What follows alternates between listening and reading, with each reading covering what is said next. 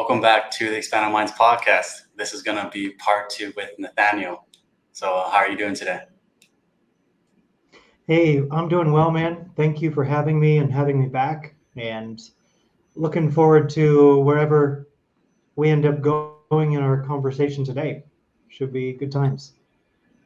Of course. So, today's topic is going to be on fasting.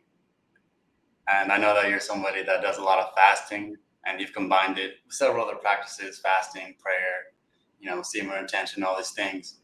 And so, on your YouTube channel, you've done a dry fast 9 days. I know that a lot of Right. people will look at that and be like, Yep. 9 days, no food, no water? Like, how is that possible? Like, a lot of people don't think you can get past 3 days. Right. So can you walk me through like your 9-day fast, and what does it look like to prepare for a 9-day fast? What does it look like to be in the 9-day fast? And then how does it look like after? Great. Yeah, for sure.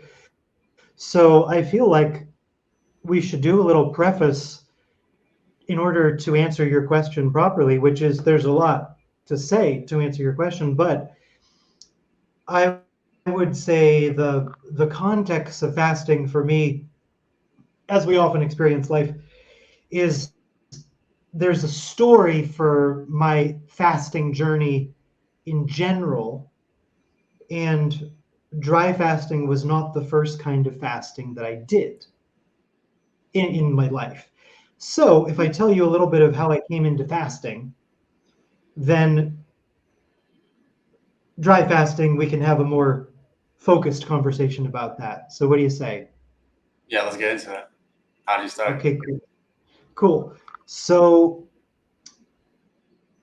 I was 21 years old, and I was living in a studio slash apartment building in downtown San Jose, and I rehearsed and taught music there, and then I lived there as well. It was a nice place, beautiful building, probably 100 years old or so. And I had a friend of mine over who I'd known from high school. She was a pianist as well. And because I'm a singer, she's a pianist, I could have her accompany me. She's also a flutist in addition to being a pianist, so I could play the piano for her. So we were doing some musical collaborating. And she was going to go to the store after we finished. And I said, or maybe she just said, "You want to come with me to the store? I'm going to the grocery store, going to Whole Foods." I said, "Sure, I'll come." I liked her company. We're always very good friends in high school. And so we were in the store, and she bumps into a friend of hers that I had never met. Her friend's name was Jill. Jill was 26 years old at the time. And when I was 21 and Jill was 26, I thought Jill was like an older woman. That was it's so funny how our minds are different at the different ages. And at the age of 21, a 21-year-old was like, wow, this 26-year-old girl's like really a lot older than I was. Jill is also that was the name of the 26-year-old girl we met in the store. And she's also a classical musician. She's a cellist, fantastic cello player, and a tiny little person. Jill is short. She can't be more than 5 feet tall. And I'm sure she weighs well under 100 pounds. Just a tiny little person, but very light, sweet, gentle spirit. And I just liked her. I liked her vibe. There was something really beautiful about her vibe. Yes, this girl is really, there's something special about her. There's a certain energy I could feel just from her spirit. Gentle, light, funny, kind, was a sweetheart. And I noticed that she wasn't really buying normal groceries. She had 3 things in her shopping cart. What is this? Maple syrup, specifically grade B maple syrup, lemons, and cayenne pepper. That was it. Who buys maple syrup, cayenne pepper, and lemons? And that's it. For one, I don't understand. So I just asked her, bold enough to, what's what are you doing? She said, "Oh, I'm getting ready for this fast that I do. It's called the Master Cleanser." I said, "What's that? I've never heard about that before." And well, she said, "Okay, so this man named Stanley Burroughs wrote a book called The Master Cleanser. It's about this 10-day liquid diet." And so I make a certain beverage that uses water and these three ingredients only in a certain proportion that the author explains in his book. And I do it for 10 days as a cleanse, as a fast, as a way of rejuvenating myself physically and spiritually. Now, at that time, I didn't really have any experience with fasting, except I was a vegan for 4 years. So that is a kind of fasting, actually. But Mhm. I've never done fasting like this, like literally no food at all for 10 days. That seems like a long time. By the way, it is a long time. Yeah. Even if you're just drinking liquid, 10 days with no food at all, and the only liquid that you can drink is either this, it's basically a lemonade recipe with cayenne pepper, or water. And that's all you got for 10 days. Immediately I said to Jill, hey, can I do it with you? Can you show me how to do this? I want to do this with you. She said, yeah, sure. I, I love that. So let's do it together. I didn't even know her. This is the first time I'd met her. She was just my friend's friend. So I just started right there with just bought the same three ingredients. That's it. She gave me the exact recipe. And so we didn't live really that close to each other. And people didn't, this was probably, gosh, you could do the math, but this was pre cell phones being normal. And so we just agreed that we would call each other on the telephone if we wanted to eat. So, in other words, if I had a craving for food, instead of eating something, I would call Jill, and she would do the same thing. If she had a craving for anything, she would just call me instead of. So, in addition to the no food practice, and this has a profound cleansing benefit, this particular way of fasting, and there was another benefit though that I didn't expect, besides the physiological rejuvenation and the way in which my energy levels shifted and my mental focus got much sharper, my overall feeling of well-being and joy was tremendously enhanced. There was something else, which was I became really good friends with Jill. Like almost fell in love with her. We never dated at all, but we had this like really pure. So my relationship with Jill, I've lost touch with her as of maybe 10, 15 years ago, but there was this incredibly pure space inside of which we were related. And while fasting, any emotions that need to be cleansed or healed or dealt with, they'll show up. And because we don't always know what we're feeling, but I want to eat food, in other words, I'm hungry, that's a pretty easy thing to feel. So very often as people, we're feeling something, but we don't really know what we're feeling. So instead, I'm hungry. It's not always actual hunger. Very often it's a compensation for I'm not feeling what I'm feeling. But the cool thing about fasting with another person and staying in touch with the other person or a group of people, I've done fasting with groups now since then, is whatever was showing up emotionally for me, I would share it in the conversation with Jill, and she would do the same. So we became really good listeners for each other. And then we broke the fast. She came over to my place to actually break the fast together and to eat our first meal of food after the 10 days together. And his way of doing it is actually 10 days with this liquid only, 3 days of fresh squeezed orange juice only, and then the first actual meal, which is a bowl of vegetable soup. That was this man's formula from the book, which is called the Master Cleanser. You can still buy it online today. So we did all that together, and we finished it, the fresh squeezed orange juice, like the day before, and then the actual first meal, we did all that actually together. So it was this not only amazing experience of cleansing and healing physically and emotionally and spiritually, but I bonded deeply with Jill in a way that I don't know prior to that point.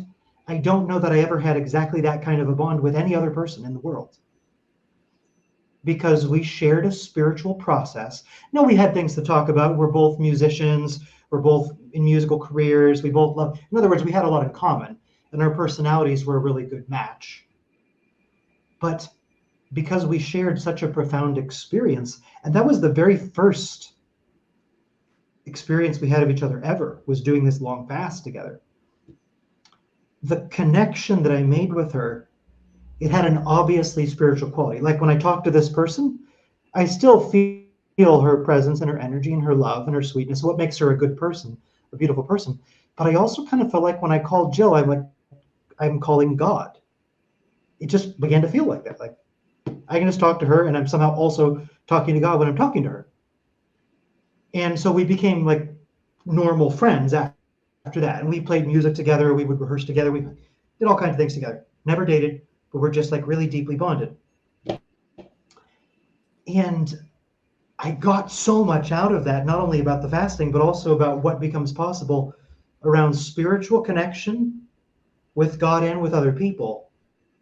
So I learned a whole bunch out of that made me a huge fan of fasting, like forever after. So that was my first experience of any kind of fasting in a serious way. Although I'd probably done some juice fasting maybe before that, I think, by myself. But that was my first like serious fasting experience that was shared with somebody else. So that story for me is still something of my, if you will, that's like in my personal mythology around fasting, if you will. So I hope that makes sense. Yeah. So did fasting then become a routine for you after that, or did it take some time for it to be like It it part of did you, like it to do it? did become a routine. Yeah, it And did. what I think I how did that often? practice. So the master cleanser, which was my favorite way of fasting for years, many, many years, I would do it, I would say 3, 4 times a year. I think ideally they would say do it once per season, so 4 times a year. And I think I would do 2 times, sometimes 4 times a year. And I did that for quite some time, for a long time. And there are Okay. different ways to do it. The recipe can be changed if someone needs to gain weight, because some people shouldn't lose weight, they need to gain weight. Or if someone needs to lose weight, there's a way to basically more maple syrup in the recipe makes you gain weight, less maple syrup in the recipe makes you lose weight. So people can use it if you want to trim down, like a cut. In fact, the master cleanser, if any bodybuilders happen to be watching this, if you want a hack to get, like, after you bulk up, to get the cut of your life, but you can still train because you have energy to train. You can work really hard physically on the master cleanser because you get enough carbohydrates. So really, you can really work. You can work a 14-hour day if you wanted physical labor. And so the cut, I was like, whoa, this has all kinds, like it makes the body look like an anatomy chart. It makes my mind feel so free and so clear. My piano playing would get better. My conversations with people would be just deeper and more beautiful, more meaningful. And my connection to God, it was just unmistakable. Like, you could cut the air with a knife. Connection to God was so obviously a part of the process. To be honest, I probably made the mistake of somewhat taking that part for granted.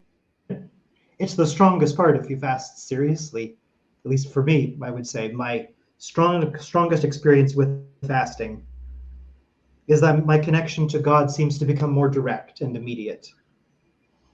And the connection with myself becomes much more obvious, which is often Mhm. quite challenging, to be honest. But it taught me so much that first fast. And then I had a journey, learning different kinds of fasting and studying, and then water fasting. I took on water fasting also, which is quite different and more difficult than the master cleanser, because with the master cleanser, you can drink as much of it as you want to. In other words, you can get 100% of the calories you would normally get from your food.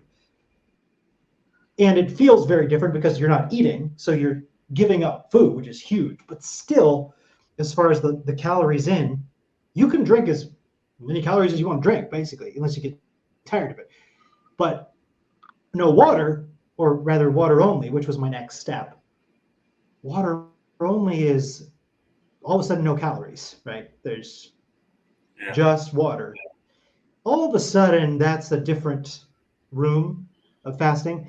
And I always tell people if they want to dry fast, it's better to at least have some experience with water fasting before going into dry fasting or total fasting. It's like an ancient way of describing a fast as a total fast, or just a fast, a strict fast, which is to say nothing goes in your mouth. It's period at all. But that dry fasting came into my life much later, and the master cleanser, and then water fasting, and a bunch of different other practices, some juice fasting. As Orthodox Christians, we do what people call fasting, but it's properly termed abstinence, which is generally eliminating certain foods for certain time periods, like no animal products and oil during Lent, for example, except on the weekends when oil is allowed. So that's abstinence. But fasting, really, the real word fast, it means nothing in the way of eating, or a total fast, no eating and no drinking. So that is a much more difficult practice. But the way I first got introduced to that is, so in the Orthodox Church, there's something called the Typicon, which governs the church services and many other parts of life.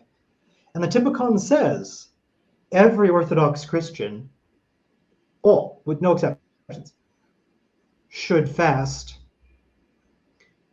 completely on the Friday before Easter.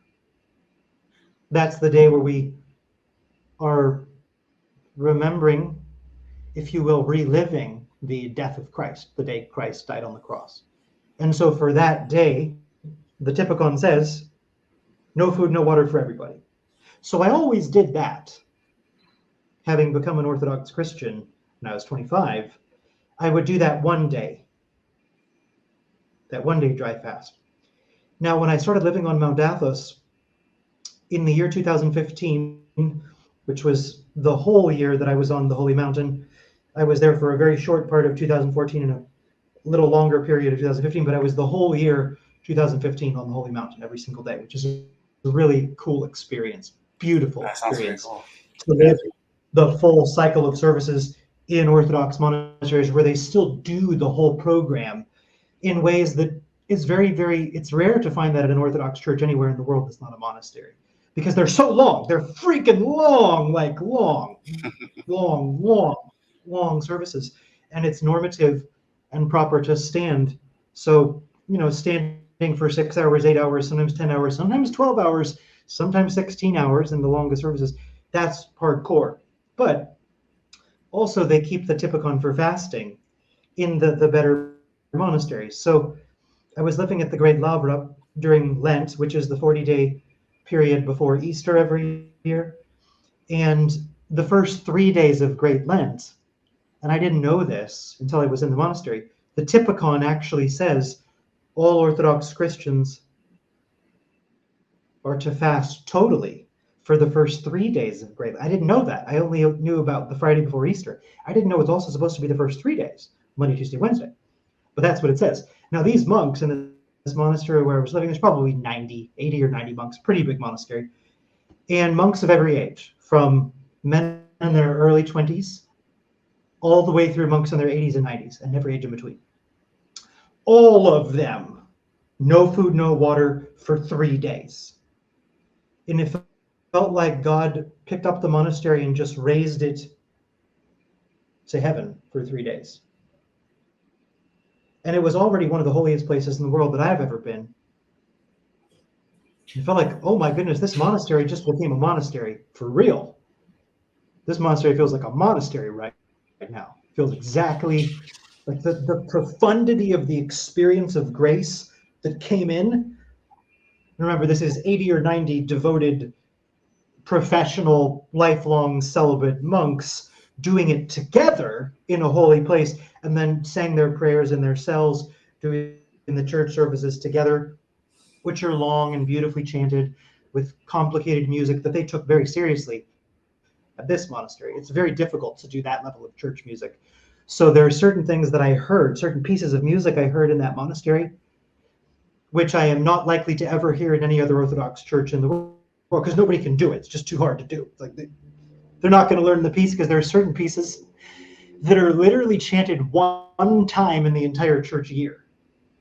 Like I remember there's this one piece, it's one of the most difficult pieces of church music to chant, and it's only supposed to be on the Tuesday, the first Tuesday of Great Lent, once.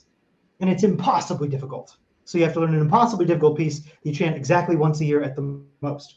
And most churches that I've ever been to, like all of the Orthodox churches outside of a serious monastery, and frankly most monasteries, don't take ancient church music that seriously. The ancients were way more hardcore about music, unfortunately, than most Orthodox Christians are today. Sadly, breaks my heart to say that, but it's true. So, but these monks were doing all that chanting, all the difficult, complicated music, all their cell prayers, while also eating no food and drinking no water, nothing at all for 3 days. It's like, goodness, how did I get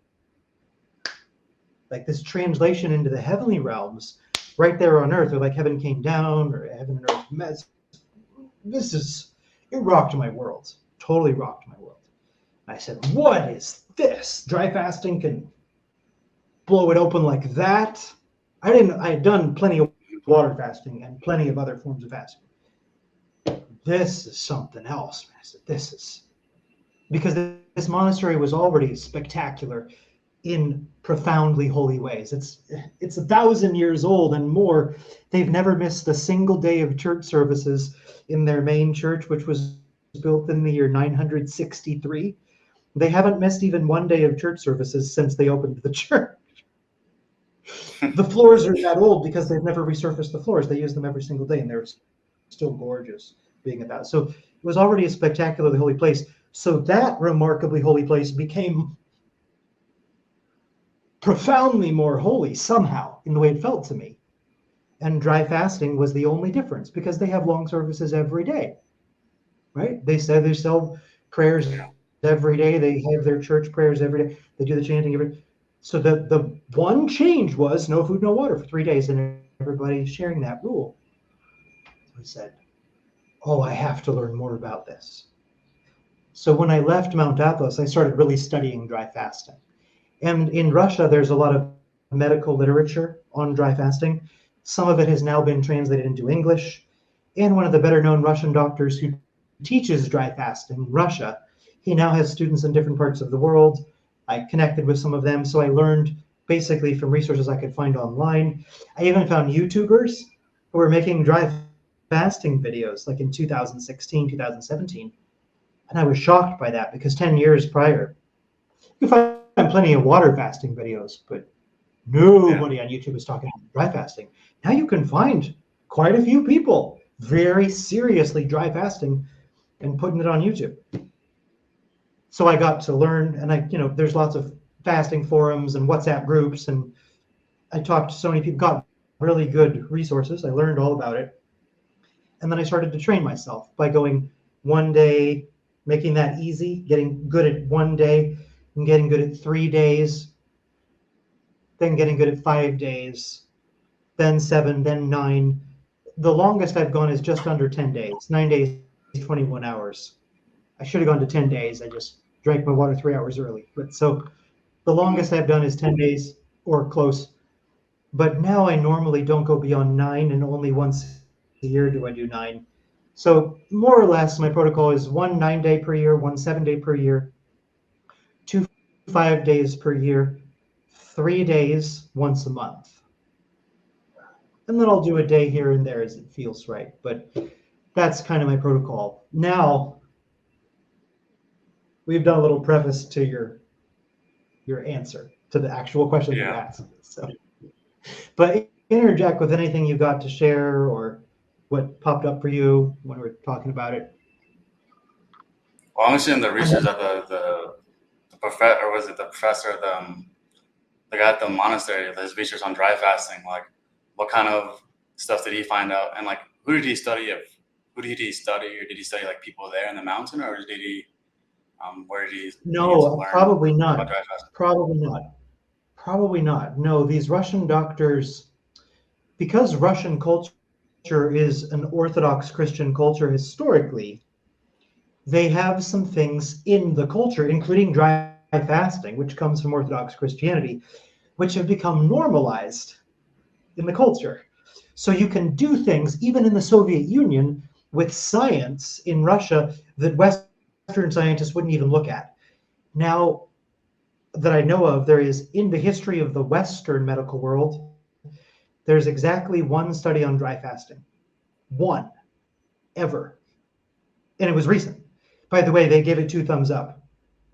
All the doctors said in the Western study. Every single patient improved in every way we could measure him with no exceptions, 100% of the subjects. And it was a 5-day. In Russia, they've been Okay. studying these things for many, many years. So they have decades of medical literature studying people with different illnesses, different fasting protocols, different ways of breaking the fast, different lengths of the fast, breaking the fast up into pieces. And these doctors have clinics where people can come and they just get monitored medically by Okay, that's doctors while good. they're fasting, and then the doctors will help them to break the fast. So they're taking a very scientific approach, the Russians, but they got access to dry fasting, I say, because of an orthodox consciousness, which is normative at a level of their genetics. And Hmm. in the West, Western doctors have done many studies on water fasting for many years, but dry fasting is more or less foreign to Western consciousness until now. And it was also in Yeah. ancient times, because all the great monks of old, everywhere in the world, West and East both, dry fasted. But the West kind of lost touch of that because the West lost touch with orthodoxy. So the Russian scientists have a bunch of research to share. And I'm friends with the lady, her name is Inga, who is the daughter of the Russian doctor who did all of the most important dry fasting research. Her father's long since died, Dr. Shinnikov. And but he started training his daughter, Inga, in dry fasting from the time she was 13 years old. He Oh said, wow. her father, Dr. Shinnikov, he said that the first dry fast should come after puberty, immediately.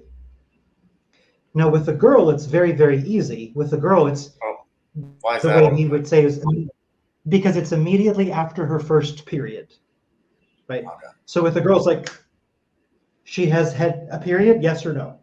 If she's having her first period, immediately following her first period, first 3-day dry fast. So Inga, who's my friend, I can chat with her on WhatsApp or whatever. She's been dry fasting since she was 13 under the direct instruction of her father, who was the scientist who did all the most important dry fasting research.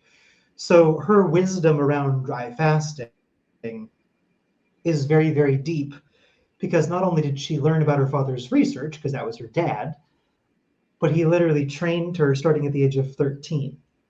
And it's find me another person who's been rigorously dry fasting from the age of 13. She's the only one that I know of in the world. So that's my personal connection into the world of Russian dry fasting research. Also, Inga she's an astonishingly beautiful person in a very deep way. So if you look at her on camera, there you can find her on YouTube somewhere. I forget what her channel is. Or she's been on other people's channels many times. I don't know that she has her own actually. But if you look at her, first of all, you say, okay, that's a very beautiful woman who's probably in her 40s or 50s, but like obviously very beautiful for her age. But if you start looking more carefully, you pay attention to the skin tone, you watch her vocal tone, her energy level, you notice that level of wisdom seems like you wouldn't have it until you get to be maybe 50, 55. But skin like that, you don't get unless you're like 25 and super healthy. So what's that about? Like, dry fasting from the age of 13. Hello. But it's not only physical beauty, there's also this kind of intuitive wisdom that she taps into when she talks about dry fasting. She received it directly from her father. She's practiced it for her whole life. So she's had experience with cure, like name an ailment, she's probably had an experience either with her father or people that she works with curing that ailment via dry fasting. Not everything can be cured via dry fasting, but many things can be. So anyway, Inga in the flesh, and in my experience of her, is an incredible testimony to what regular dry fasting does to a person. It makes them the wisest, the most beautiful, the most healthy, the most strong, the most energetic that they can possibly be. And if I knew an easier way to get access to all of that, along with this massively expanded connection to oneself and to God and to other people, if I knew something else that gave all that, I would tell you what it was. But I don't.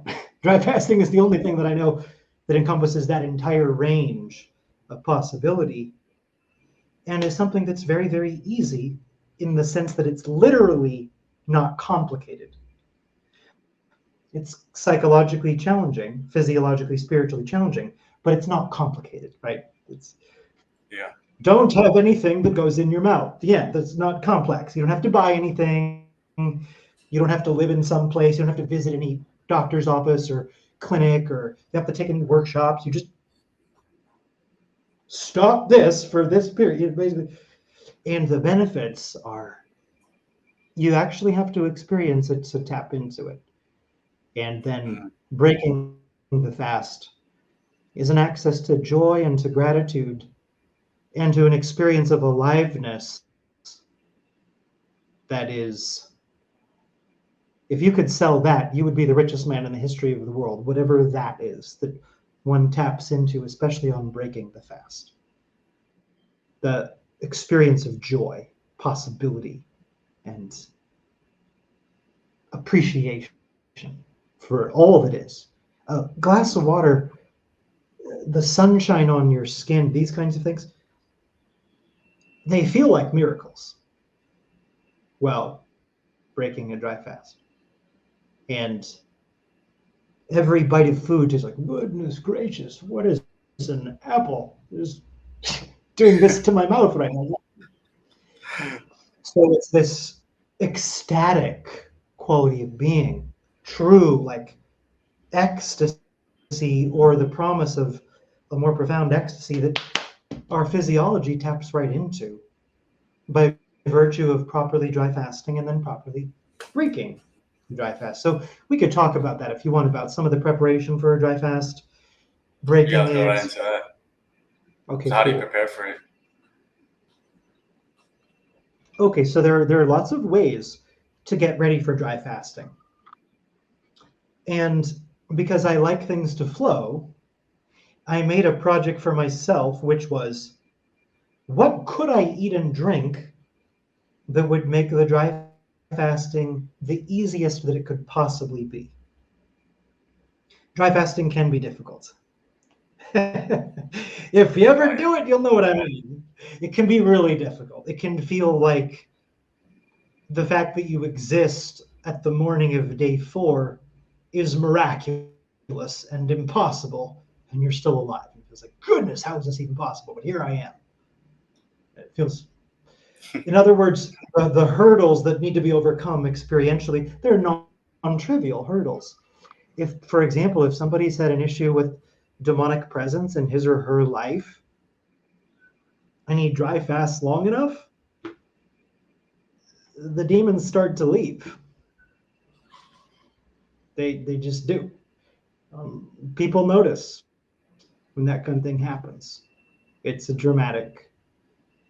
So there are transformations and challenges that happen internally, as well as in the body, but also in the soul and spirit during dry fasting. So it's especially long, especially a 9-day or a 10-day, especially the first time.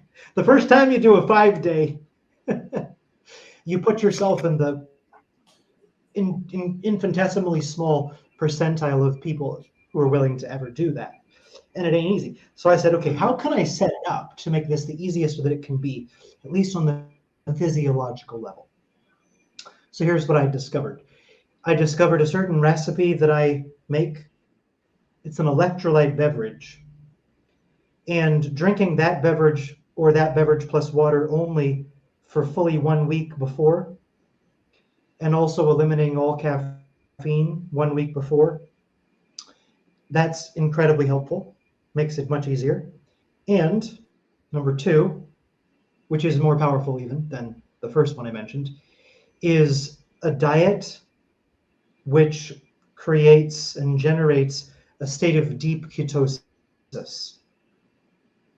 In other words, a very high fat ketogenic diet. And I mean high fat keto, the fattiest fatty keto diet you can possibly imagine. If your body is very, and I did that, by the way, for 1 year rigorously, weighing and measuring the food down to the ounce and gram, to make sure I was getting these perfect high-fat ketogenic meals for like fully a year.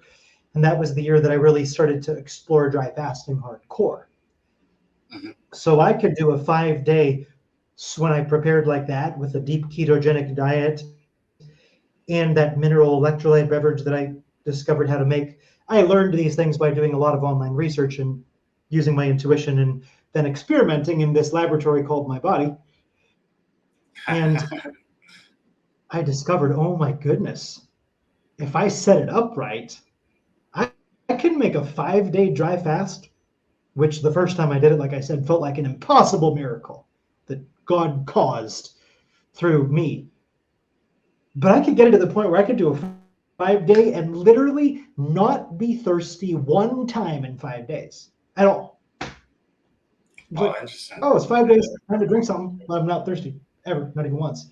But that's because I did my preparation like really very, very carefully, and I figured out how to do that by experimenting. So that's the preparation protocol. By the way, it doesn't have to be like that. I have a friend who dry fasts regularly. She'll eat whatever and just drink a big old cup of coffee the morning that she starts the fast. Right in it. Now, Throw so right that's in. harder on the body, but people do that. And the body does have the capacity to cleanse itself that is super powerful when we're dry fasting. So what I discovered though is if I do this deep ketogenic diet plus the mineral beverage, and like that's my only nutritional input for say weeks before the fast, it can be so much easier on the physical level. Mhm. And then it's easier to focus on the spiritual processes that are going to naturally unfold internally. So that's my preferred preparation. But like I said, there are plenty of people that just start dry fasting. However, the body doesn't like to be treated with unkindness. So, for example, if somebody wanted to have a very painful experience of dry fasting, which I do not recommend, do not recommend. And give you one guess how I know about this. If you do a junk food binge with lots of caffeine energy drinks for 2 weeks before you do a dry fast, and then you do a dry fast and you just power through it mentally, prepare for one of the more painful experiences of your life from the neck down. Because your body's going to say, oh, you just fed us an enormous amount of toxins for a long time, and now we've got, whatever it is, 3 days, 5 days, 7 days to just clean it out. So the body says, great, we got to go to work and clean this mess up on the inside. And it does. But when it has a lot of toxins to kick out like that, oh, it is no fun. It is really no fun at all. So I don't recommend that at all. But, people do some crazy things. And my feeling, dry fasting is sacred. It's like a deeply sacred practice for me. In other words, I have to even treat my body with reverence, even to prepare properly for a dry fast. And so the quality of the food that I eat is a part of that reverence towards my body. And the body really appreciates it when it's treated with the respect that it deserves, because your body is a temple made by God Himself, for God Himself to dwell inside of. And your body knows that intuitively. Your body knows what it is at a deep level, like maybe a deeper level than your genetics, than your DNA. It knows it at the level of, if you will, like the subatomic particle level. It knows what it is. It's a temple. And it's also alive. And it has a personality, which we sometimes ignore in our mental Western culture that's all in the thought world. We ignore the body. But when you treat the body as the temple that it is, your body is grateful to you. It's way nicer to live in a body that's grateful to you for that Yeah. you're treating it like what it is. When you treat a temple like, say, a storage room for junk, and that temple is alive and breathing, your temple does not appreciate it. And when you finally do the work to clean that temple out, which is what heavy dry fasting is, it's a deep cleaning.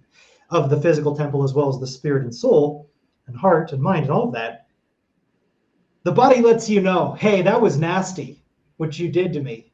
All that junk you put inside this temple, the temple did not like that. The temple lets you know when you put a bunch of nasty garbage in there, and then you do that deep cleanse. Like the temple says, hey, could we like be friends? But I got a little pushback on you. And the physiological cleanse that a dry fast does is very powerful and fast. So it gets rid of whatever it needs getting rid of in a hurry. So yeah, don't recommend junk food, energy drink, caffeine binges prior to dry fasting. That's a recipe for it ain't going to be fun. And dry fasting is hard enough anyway, frankly. Hence my preference towards a really good dietary preparation. And food quality is huge. So the cleanest food you can inhale or imbibe rather is what I recommend prior, basically. And that realization that the body was a temple, was there a specific fast that revealed that to you, or was that like just over time? Oh boy. Just not realize it? Well, we know, of course, because it's revealed in Scripture that that's what our bodies are, a temple. But Yeah. my experience of how I treat this temple, and then how the temple lets me know how well or poorly it's being treated. This is insider to me knowledge and experience. So I have treated this temple well at times, and I've treated it poorly at other times. And the contrast is massive. And the body lets us know by exactly how it's feeling. And when it's going through a heavy duty cleanse like that and it's kicking out all this garbage in a hurry, like really fast, that can be a quite painful experience, really. And it's, to me, it's like the body's way, the temple's way of saying, yeah, would you please not do that again? Because it's going to hurt like this every time we got to do this work. Maybe just don't mess up the temple. We're cleaning it out right now. Could you maybe just not mess it up again like that? It would be great if we didn't have to make a mess of it completely before we get motivated enough to do a dry fast, So this is part of the process, but it also gets deeper. When I first got into 5-day dry fasting, truthfully, I got kind of addicted to it because the spiritual experiences, like I said, I don't really even have words for it. Every time that first year or two that I was doing many 5-day dry fasts, I don't even remember how many I did. I did so many 5 days. I actually did too many. I lost too much weight. It was not good. You can overdo anything, even dry fasting. So don't do that. But by doing all of these things, overdoing it, underdoing it, super clean eating, not so clean, really not so clean, all these, I've done things that worked and worked well. I've done things that worked and sort of well. I've done things that worked, but kind of. I've done things that didn't work at all. I've done things that could get away with it, but it's not good. So I've done a lot of experimenting, for better and for worse. And if anybody wants to learn about dry fasting, I would suggest learn about it first, because it's going to be much safer and much more healing if one understands the process and tries to optimize it, or optimize oneself for the process, to say it another way. So I've done dry fast quite a couple of times before. I don't remember how many times, probably like 2. Well, tell me how that was and how long did you go? The most memorable one I had was 2.5 days, or like 2 days and 3/4. Mm-hmm. And so I woke up on the last day because I was going for 3 days, and I thought I was gonna die. I woke up, I was gonna die. I woke up, I was like, oh my god, I think I'm gonna die. Oh yeah. You thought you were gonna die. Yeah, straight up, man. That's, by the way, that's one of the big lessons of dry fasting, is you stare death right in the face. That's a big. If you want to dry fast, you're gonna stare right at death. That's gonna look right back at you. That's a part of it. Is that a lack of preparation though, or is that something natural that happens? Because then no, you push for 5 days. I don't think that was a lack of preparation. No. My sense is you were meant to meet it. That's precisely the experience. By the way, the old saints, like the Desert Fathers, they talked about it. They talked about this. They're doing it to weaken the body. They're doing it to, if you will, get a closer look at death. Oh, interesting. That's what they're deliberately going for, to stare right at death, right at it. And then here you are. Then the realization that seems to come after it is, oh my goodness, my life is a miracle and it is a gift. And I didn't do it. That's how, Here I am. This is a gift. Me existing, me being alive is a gift. Being given every single moment by God's mercy and love and kindness. That's it. And having that feeling like I'm going to die, or I might die, or this feels like what dying might feel like. By the way, a long dry fast, from what I've been told from people that work with those who are dying, is extremely compatible with the actual process of dying. And some old traditional people, like I know of a lady who's a friend of one of my clients, old lady up in Northern California. She was an invalid in her home, sick for years, but when she was on her deathbed the last few weeks, she started dry fasting just intuitively.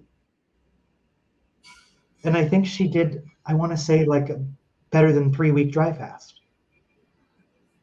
3 And weeks she didn't after? have, yeah, but she didn't have a lot of history dry fasting. She was quite a spiritually cultivated person in her own way, and she was a bit of an odd person and a bit extreme. But as an old lady, when she was on her deathbed, she just intuitively started dry fasting. Just intuitively. And it was very clear it's the ultimate way to streamline the actual dying process.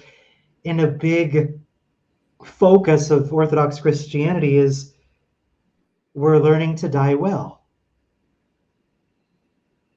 So you want to practice dying? Because we all gonna die. Newsflash. That's how you exit. The body dies. If you develop skill and facility with dry fasting, you're practicing for a good death. Down to the level of your physiology and deeper, down to the level of your spirit. That's really what it's about. Oh, interesting. And I never you really thought tapped into about it. that. I thought, And you yeah, tapped right into it. It was pretty vivid, right? Like you couldn't miss it. could not. Yeah, there's no way. You can't stuff like, I can't ignore that feeling because it feels like I'm going to die. It's quite real, isn't it? It's like, it's quite Yeah, real. very real. Good on you, man, for doing that, by the way. I know the courage that requires, and especially to do it yourself, by yourself, alone. Hats off to you. That's Thank you. impressive, actually. Yeah, man. Yeah, you bet. Now Yeah, that we was might talk a little bit about. I was going to say we so. might talk a little bit about breaking a dry fast, if you like, because there's some technique there that would be worth talking about. If you have any other things you want to thread in I there would as say well, by all means. before we get into that, I would say let's talk about like what do you do during a like 5-day, 9-day fast? Like, what does your routine look like? Because I know that's Sure. probably like a Sure. lot of time on your hands. Probably not. I mean, maybe working. I don't know if you're working during it, but like, what do you do during Okay, it to kind of? great question. Great, very practical. Okay, so now this has taken practice. So this is how it is for me now. This is not how it would necessarily be for most people, but it is how it is for me now. I can do a 5-day anytime I want to do a 5-day, and I don't have to change one single thing in my schedule. Nothing. I can do a completely normal day, working, whatever, seeing clients, coaching, teaching, singing, like the whole thing. So if I'm doing a 5-day, I don't have to change anything at all. I can do all of it. No changes. When I go beyond 5 days, the cleansing at a 7-day is significantly deeper than a 5-day. Or if that's not true, if it's not deeper, there does seem to be a bit of a qualitative shift. It's almost like there's another gear. It says, okay, we're going to shift into there. It's like, oh, now life is actually different. And the way that that feels for me, if I'm going to go beyond 5 days, certainly if I'm going beyond on 7 days, I reorganize my schedule for the later days of the fast. And especially whenever I go past 7 days, my desire to be alone, to be engaged in basically nothing but spiritual pursuits, by which I mean like nothing other than, say, philosophy, religion, prayer, and rest, which becomes obviously necessary. Nothing else even seems slightly relevant. So I'll give you an example. I'm a martial arts fan. Have been since I was really little. I love martial arts. I mean, obsessively. I love martial arts. And I love high-level martial artists, what it takes to become one. And I love watching them compete and learning about that process of martial arts. So I follow things like the UFC. I follow fighters that I respect online. I watch fight breakdowns. These are things that I'll do because I enjoy it, things I pay attention to because it's fun for me and I get a lot out of it emotionally, even physically. It's like tap something. That kind of stuff, it is gone from my consciousness at that length of a dry fast. It's just anything other than religion, philosophy, prayer, rest occurs like an absurdity almost. I happen to really love political philosophy, which is a whole domain, is a whole angle of philosophy that's a big, big influence on what created the United States of America philosophically. If you want to answer that question, you have to read people like John Locke and that set of political philosophers. So watching videos on YouTube of political philosophy is a thing that's interesting to me and fun. Not then. It would seem patently absurd. I can't do it after 7 days and beyond. I mean, I could put it on, force myself, but it feels like I would literally rather stare at the blank wall. No kidding. Like, that's how irrelevant a lot of worldly or more worldly, not even bad things. I think martial arts are noble and inspiring and generally very, very important for mankind. And political philosophy is the thought mechanisms that we use to organize society, which is obviously pretty gosh darn important. But those two things don't feel relevant to me, like viscerally, and nor does talking to people, generally speaking. So unless it's a very focused conversation around spirituality, philosophy, religion in a super deep and personal way, I can do that. Like, I can make those videos. But a whole bunch of stuff just disappears from what feels interesting or relevant to me, or even from what I can tolerate. So those kinds of shifts, those radical shifts in consciousness and experience, they do show up, especially as the dry fasting length increases, and how many times one dry fasts. Every time you do a 3-day, every time you do a 5-day, every time you do a 7-day, every time you do a 9-day, it's going to give you access potentially to something deeper than the last time. And it gets deeper. And it doesn't seem to have any limit. Oh, wow. Especially if the time is well used spiritually. Especially if you really use that time well. You know, conscious, focused, intentional spirituality, prayer, a rule of prayer, charitable giving, tithing. Those are the big, powerful practices to include with fasting, according to Orthodoxy. And a real clear program of that, like maybe something as simple as I'm not buying any food, so I can walk to a local church once a day, which is near my house, and put some money in their offering box at the back of the church instead of buying food every day. Or I can give some money to a poor person or give some food to a poor person on the street, which are not hard to find if you're looking for that. And then on top of that, a very clear rule of spiritual reading and praying, that like really focused, programmed inside of a dry fast, that's a way to really access something quite profound that most people in the world may never even care to access. It is rarefied air at that point. It is pure philosophy. It is pure spirituality. It's pure religion. Pure. It's very, like, we're not kidding. This is what it's about. Yeah. So you're saying something to yourself when you dry fast seriously. So here's what I mean. If the point of life is to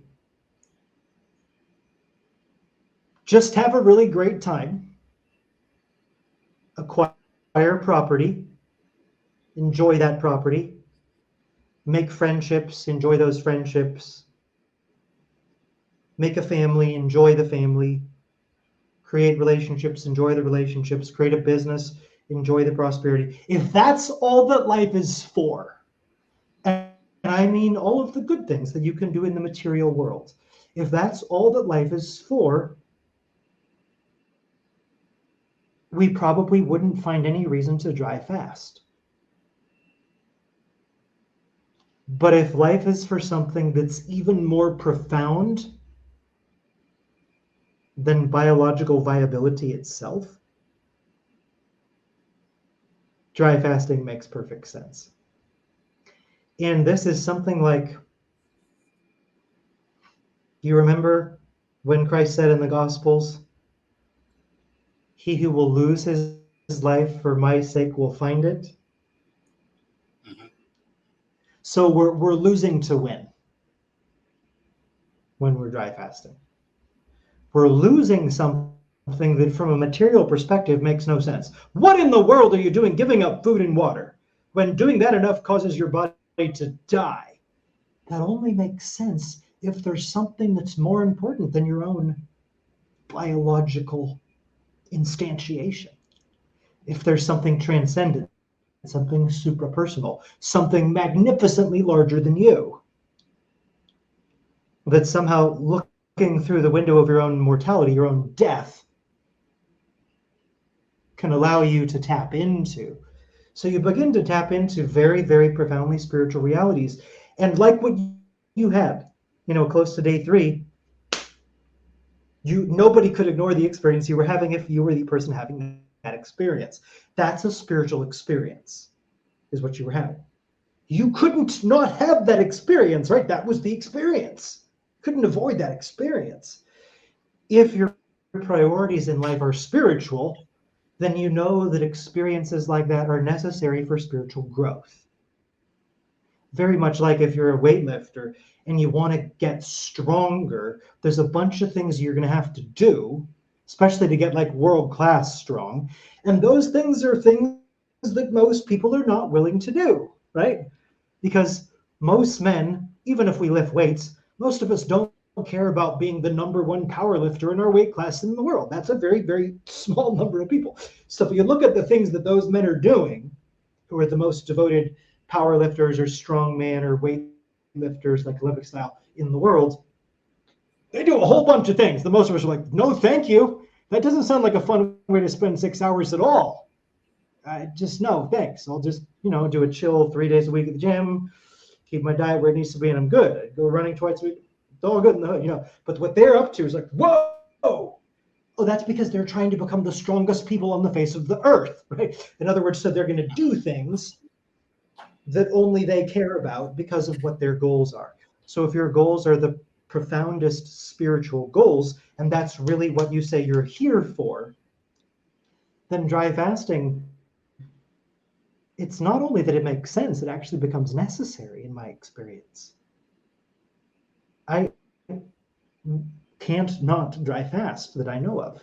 I now have an existential need for that experience.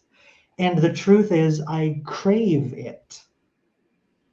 Like right now, in my heart and my spirit, and in a more gross way, or maybe more subtle way, even in my body, there's actually a craving to a dry fast, to my next one, which is probably soon. So that's all of a sudden, that's a hunger that isn't for food. And it isn't for anything else either. It's not for a Ferrari. It's not for a hot girl. It's not for a better computer. It's a craving, but it's for something that isn't material. So that's spiritual hunger. And when we're obsessed with fulfilling our physical hunger for physical food and drink, it's very, very difficult to tap into spiritual hunger. But if you can tap into spiritual hunger, really, truly, and dry fasting is an opportunity. It's not a guarantee, by the way. It's an opportunity to tap into spiritual hunger. It's almost a guarantee if you take it seriously, but it's not really guaranteed. But if you rigorously practice dry fasting, especially longer ones, you're going to, at least hopefully, begin to have an experience of spiritual hunger. And that means that the body part of you, that the body part of you is the desiring aspect of you, which is, according to the ancient Greek philosophers and also to the church fathers who agree on many things, including that, your hunger is meant to be for God. It was meant to be to bring you in this magnetic, desire has a magnetism to it. There's a magnetism. Think of a man and a woman in love. Like really, truly in love, and then they get married. Do you have to tell them what they should be doing on their wedding night? Like, please, boys and girls, remember that on your wedding night, no, they're going to do what they're going to do on their wedding night because the desire is that strong. The desire has them do that, from which we get babies and intimate relationships. But when desire is tapped right into the spiritual realm directly, it's a direct access to what the desiring power, which was given to you by God, it's how your body functions, is actually for. Like Christ said, when his disciples came to him and he was with the Samaritan woman at the well, remember? Saint Fokini, and he had not eaten, and they knew he hadn't eaten. And he said, I think I have to eat and drink whereof ye know not, or something like that. I'm probably I have misquoting the King James. I have food to eat that you know not of. Something like that. Precisely. There you go. The Lord is giving us this window into the reality of spiritual hunger, which, of course, being fully God and fully man, was his normative every single moment. That's what it feels. And he's telling them, this is an aspect of how you're supposed to be as men created by God that you're not currently tapping, because you're tapping into we need to eat. Like, good Hebrew mommies need their boys to eat so they grow up big and strong. That's really good, and it's an important part of childhood. But he's now saying, you are men, you are my disciples. There's a kind of hunger. There is also a kind of spiritual nourishment that you need to know about. And then he let them know that is to do the will of my Father. That's my spiritual. That is my meat and drink. So that window into spiritual hunger, in my experience, is one of the qualities that becomes available through dry fasting. And the quality of spiritual hunger is so precious. Because you know how it kind of feels good to be really hungry, and then you have a meal and you satisfy your hunger? Yep. You know that experience? Well, it turns out that's kind of like a metaphor for spiritual hunger, which is then fulfilled. It's really something. It's really, really, really something.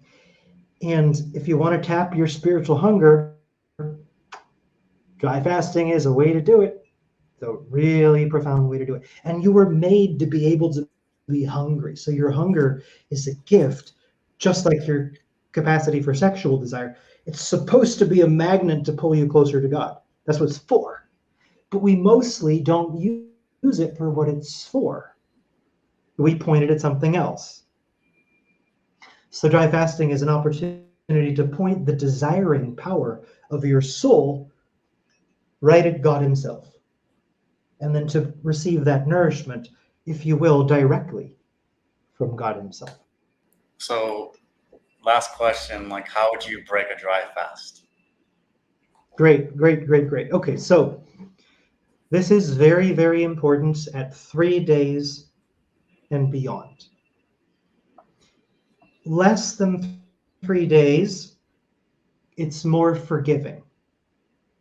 If you do a really long dry fast and you don't break it gracefully, that's going to be unpleasant. This is the voice of experience. I've done a bunch of things that I don't recommend that anybody does, but the mistakes that I've made you can avoid. So the simplest dry fasting protocol for breaking a dry fast, the simplest that I know of, and it's very effective. So take a quart of water or a liter of water, and in the water dissolve, and it should be the Sorry, is it a best specific water drinking or is it water. distilled water? Or like what kind of water is it? Be the best drinking water you can get, which in my opinion is spring water that is grounded and clean and free of any chemicals. That's the ideal, is spring water. Okay. Always get the best water you can. Spring water is the best. The best spring water in glass bottles or right out of a spring is, of course, ideal. I have a friend who lives in India, and she's from part of India where having a well like next to your house is normal. So spring water is just what they call water where she lives. Yeah, but not everybody lives like that. So I would get the best spring water. Would be my recommendation. The best you can get, the best cleanest, in glass bottles if you can do it. Because I know it can get expensive to get nice water today. But the best cleanest spring water that you can get. So take that water, dissolve in the water 1 teaspoon of bicarbonate soda, just like good old Arm & Hammer baking soda, bicarbonate soda, baking soda. So 1 teaspoon dissolved in a quart of water, and sip it slowly.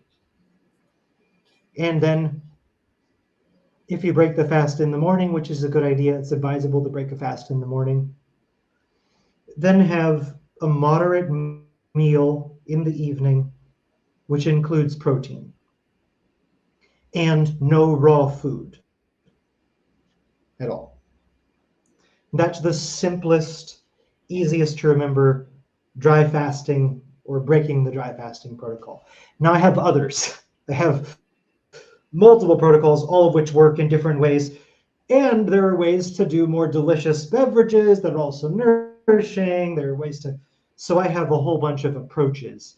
What I typically do is a beverage which is called a bubbly. And there's a recipe for that. And it's basically about 8 ounces of a dark fruit juice, like a pomegranate juice or a dark grape juice, Mm-hmm. pasteurized. And you don't want it raw. You want it pasteurized, like you buy it in the bottles in the store.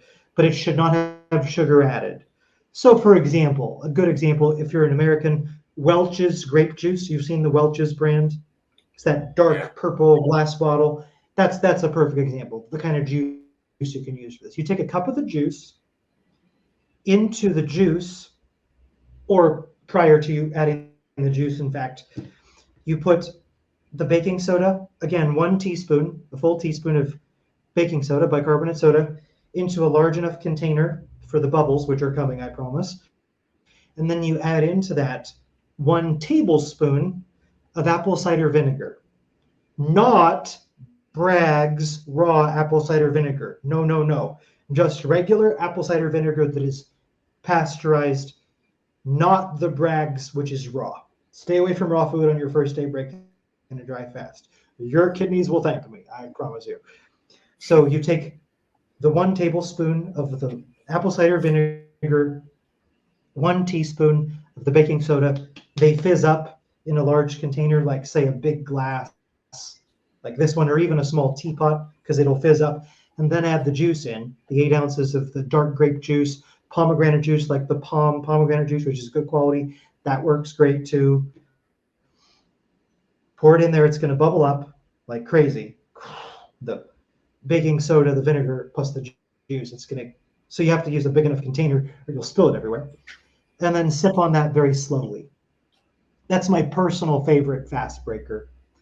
Then I'll go into, from there, I'll go into about 2 to 4 hours of melted water. This is a fancier fast breaking protocol because I like it. Feels good. Melted water is simply the best spring water you can get, frozen in your freezer, and then unfrozen, kept in your fridge. but melted water changes its structure when it's frozen and melted. It's very beneficial, especially after dry. So I finished the bubbly, then 2 to 4 hours of melted water, and maybe if I feel like it, a little coconut water, which is great. The best coconut water you can find, super good fast breaker, always. And then again, one meal in the evening. And my personal favorite is a very, very, very simple chicken soup recipe. Extremely simple chicken soup recipe that has basically nothing in it but the chicken broth, the meat of the chicken. I'll sprinkle a little bit of cheddar cheese on top, and then squeeze lemon juice over the bowl. So it's a chicken soup, but it's very, very simple. Not many ingredients, because it's very easy for the body to receive that. So that is usually my first meal on the night of the day when I break a dry fast. And typically, it's a good idea to break a dry fast in the morning if possible. You can break it later too. There are ways to break it out, but that's just convenient because you get all this time, which is liquid only. And then finally, one meal, maybe at the end of the day. So that's the way to do it. That works very, very well for a lot of people. Well, that's awesome. I think we completed our little segment here, a little talk. But thank you. I appreciate you coming on. You're so welcome. You created a fasting seminar because your questions were really good and natural. So basically, you had me do a fasting seminar for anybody that wants one. Here is our introduction to dry fasting seminar. Yeah, it's a great. So absolutely. And if you have any questions or comments, gentlemen, feel free to leave them and say, hey, this is what I'm trying. Whatever. You want to share your experience. Dry fasting is amazing to share with people. It is really amazing. And I highly recommend that people connect with others who are also dry fasting. It's just very beneficial. And for people that are like watching this for the first time, like where can they find you? So probably the easiest way to get acquainted with this kind of content from me is go to my YouTube channel, which is Semen Retention Journey. Just all one word, Semen Retention Journey. You know, the YouTube user at Semen Retention Journey. That's my channel.